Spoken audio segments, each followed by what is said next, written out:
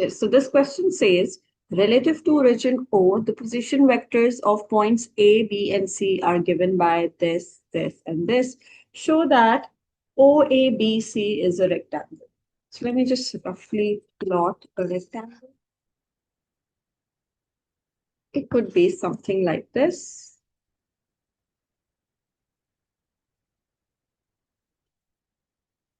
So OABC. Okay.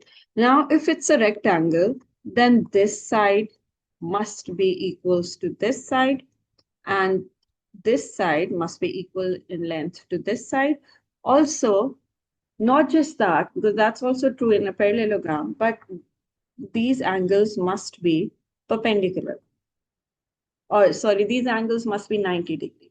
So the first thing we're going to do is show that any one of these angles is 90 degrees.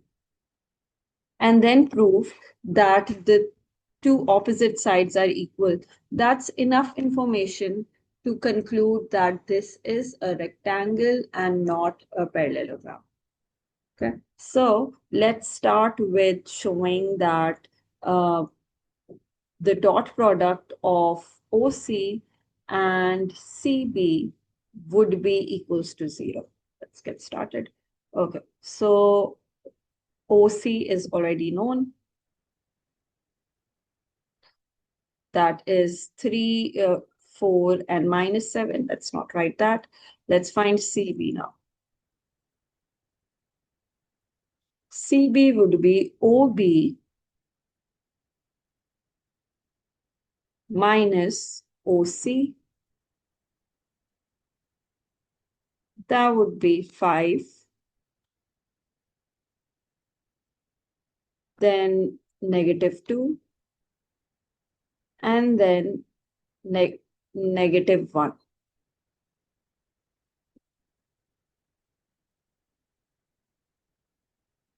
Okay, now we're going to find the dot product of OC and CB. It should come out to be 0. So 5 minus 2 negative 1 and dot product with 3, 4, negative 7.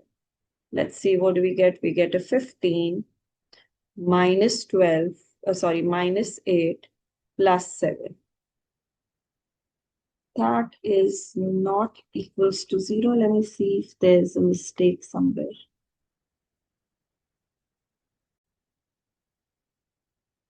Yes, that blunder is that minus 6 plus 7 was supposed to be plus 1. That would be plus 1, and this would be a negative 7, giving us 0. Hence, OC is perpendicular to OB. So let's just hold on to this information that this is a right angle. Hence, angle OCB is equals to 90 degrees. Now, in a bit, I'll tell you why. Why do we not have to find the angle at O, the angle at A, and angle at B, and show that all of them are 90? That would be a waste of time, but just hang in there. All right, now what I need to do is show that the opposite angles, opposite lengths are equal. So I already have CB. So what I'll do, I'll show that magnitude of CB is equals to magnitude of OA. Let's see, magnitude of CB would be square root of 5 square plus 2 square plus 1 square. And magnitude of OA is just this, which is going to be 5 square plus 2 square plus 1 square. So we can see that it's the same. So that would both are equals to 25 plus 4 plus 1. That's under root 30. So we have shown that CB length is equals to OA length. Now we're going to prove the same for the other two sides. OC, the magnitude of OC should be equals to the magnitude of AB. So first we will need to calculate AB. Let's do that. So AB is OB minus OA. OB is 8, 2 minus 6 minus OA is 5 minus 2, 1, which gives 3, 4, negative 7. And now let's equate their magnitude. So OC is just going to be 3 square plus 4 square plus 7 square from here, and is equals to magnitude of AB is going to be the same, 3 square plus 4 square plus 7 square.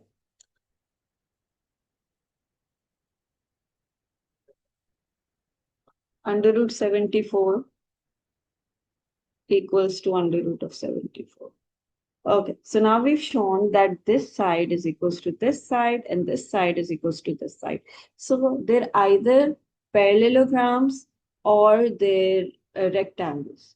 But in parallelogram, none of the angle is 90 degree, because if this is 90 degree and the opposite sides are parallel, then this is also 90 degree from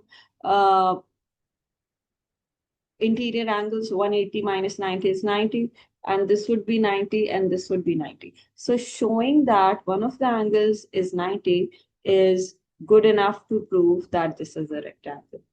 So you show that we've shown that since the opposite lengths are equal and since one of the angle is 90 degrees, so this must be a rectangle.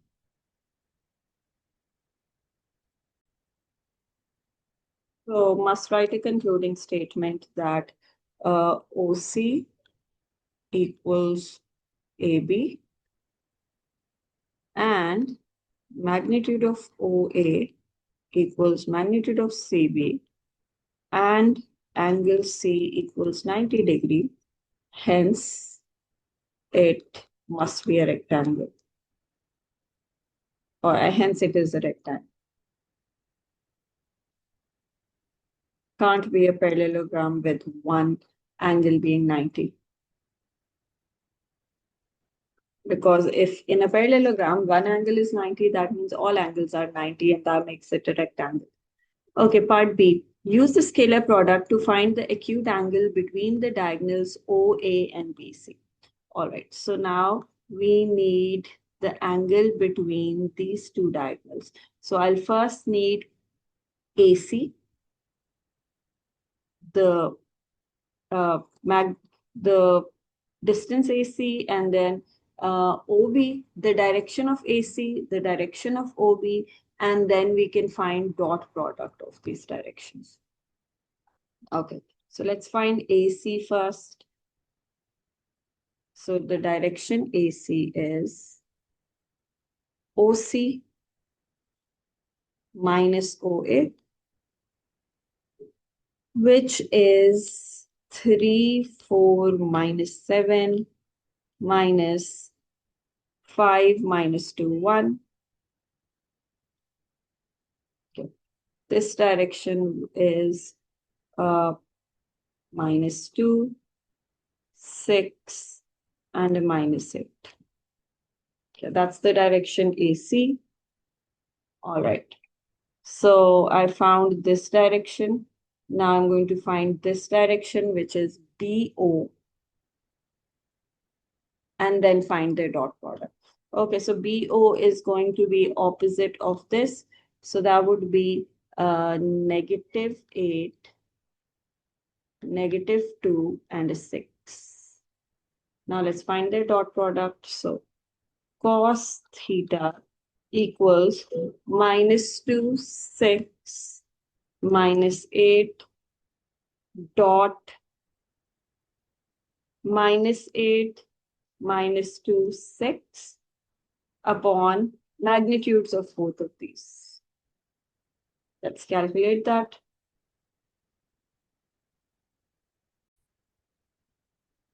So the magnitudes of both of them would be 104 and 104. Now let's find the dot product of the numerator, which gives us minus 2 times minus 8 plus 6 times minus 2 plus minus 8 times 6, that gives us a negative 44, and the denominator is 104. Okay, we are getting an obtuse angle here because cos is negative. So I know when I'll take cos inverse, I'll get a negative value, but they've asked for an acute angle, so then I'll have to subtract my answer from 180.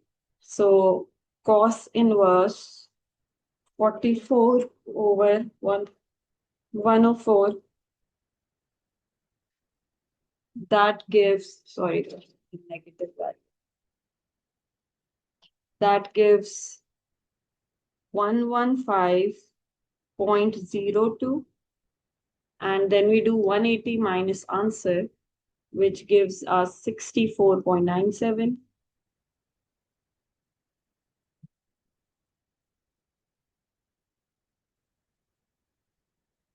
which is 65.0 after rounding. Okay, so for the direction, it's actually totally up to you which directions you want to choose here. Like, for example, I chose, I was finding the angle between the diagonals. So this was OB and this was AC. So what I did, I was trying to find this angle. So I said, I'm going to use AC and BO. So I said used AC dot BO. You can totally swap these directions. For example, you could have used OB as well. That would just give you this angle instead.